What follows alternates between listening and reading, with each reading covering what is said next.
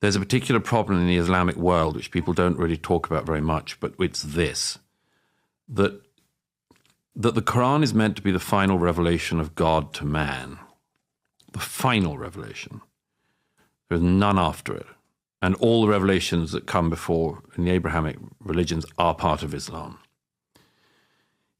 If you are the recipients of the final word, and you are the followers of that word, and the followers of that prophet and that God, why is your society not working?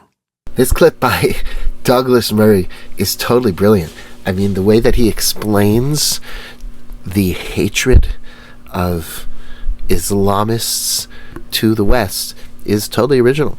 And he's explaining to us something really insightful about what their religion teaches and why the world just doesn't reflect that. And that's very upsetting to them. I mean, they don't want to live in a world that doesn't reflect what their religion says. So there must be some tremendous conspiracy. There must be some evil. There must be a satanic force that's involved in that. Look at what he says here. Is that there's a deep failure of recognition of what it is in our societies that's worked. And I think we're at risk of killing the golden goose by saying the gold isn't golden enough. And the things that work in our society are very fundamental. What the framers, the founders, the framers of the Constitution realized. I mean, maybe the only successful revolution in the world. They realized that things like freedom of conscience, freedom of speech were absolutely the bedrocks. And that if you didn't get them, then the rest could not follow. If you don't believe in freedom of expression, freedom of belief, freedom of worship, a whole set of other problems come. They essentially, as I see it, fall down to the fact that if you are in error, you cannot correct it. If you are in an error, you cannot correct it. Unpack that. So this is what John Stuart Mill, for instance, one of the great philosophers of liberty, unpacks in one of his most famous works, On Liberty. The free speech, the necessity of free speech in a society comes about in part because if you are wrong, you need to know you're wrong. So for instance, if you're doing the economy, if you're running the economy and it's not working, instead of keeping on allowing it to not work, you have to have your ears and eyes open for a system that works. And it's by the way, one of the interesting things I find about markets guys in general is their ability to pivot. In a way, by the way, it just goes back slightly to the politicians issue. One of the reasons I'm interested in the way in which market people think is that it's very, very different to the way that politicians think.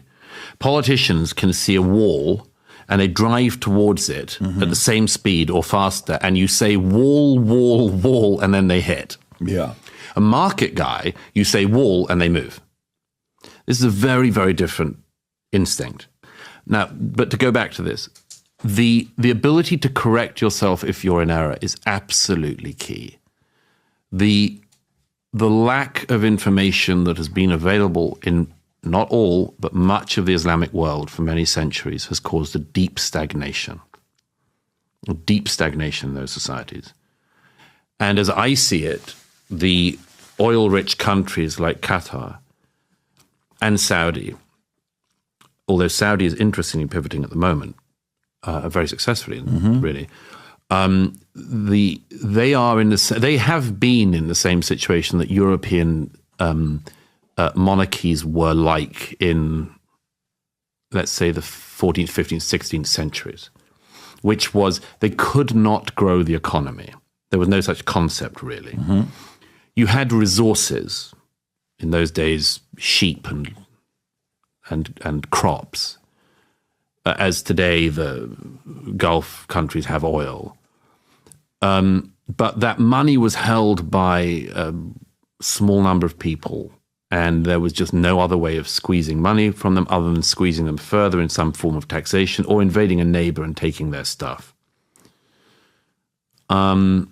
much of the Muslim world, I think, has failed to grow in the way that the West has succeeded in growing in the last few centuries. Mm-hmm. And this causes many things. One of them is a deep resentment. And one of the most important insights I've ever stumbled upon in my life in relation to that is there's a particular problem in the Islamic world which people don't really talk about very much, but it's this, that the Quran is meant to be the final revelation of God to man, the final revelation. There's none after it. And all the revelations that come before in the Abrahamic religions are part of Islam. If you are the recipients of the final word, and you are the followers of that word, and the followers of that prophet and that God, why is your society not working? And why are other societies working? I think this is a deep psychological problem within much of the Muslim world, which is we thought we were the winners theologically. We're the ones who got the final revelation. And I think, by the way, that much of the anti-Americanism, the anti-Zionism, and anti-Westernism in much of the Muslim world falls down to this fact somewhere at its root, which is how come they're doing better than us when we were told that we were best? And I think it causes serious cognitive dissonance. It's one of the reasons why the Muslim world is so vulnerable to conspiracy theory. It's why when a shark attack happened at Sharm el-Sheikh 10 years ago, the local authorities said that the shark that had eaten the bather at the most popular tourist resort in Egypt had been sent by the Zionists. This is like seeing the hand of the West. So it goes back to our earlier conversation. Seeing the hand of the West in other things is an explanation for why the things are not doing well there. And in country after country, whether it's Egypt, which is doing comparatively well compared to some of them, or Iran, as well, the immiseration of the people, the inability to unleash talent, and much more comes back to this small number of people benefiting and having no idea how to unleash talent underneath. That and political and personal and religious freedom, including freedom of speech and freedom of worship, are the absolute prerequisites. And that is why I cannot understand the suicidal anti-Westernism within our societies in our time. Because, as I like to say, the footfall should tell us everything. Nobody, as you say, is trying to go to Iran in order to have freedom of religion. Nobody is going into communist China for a better life.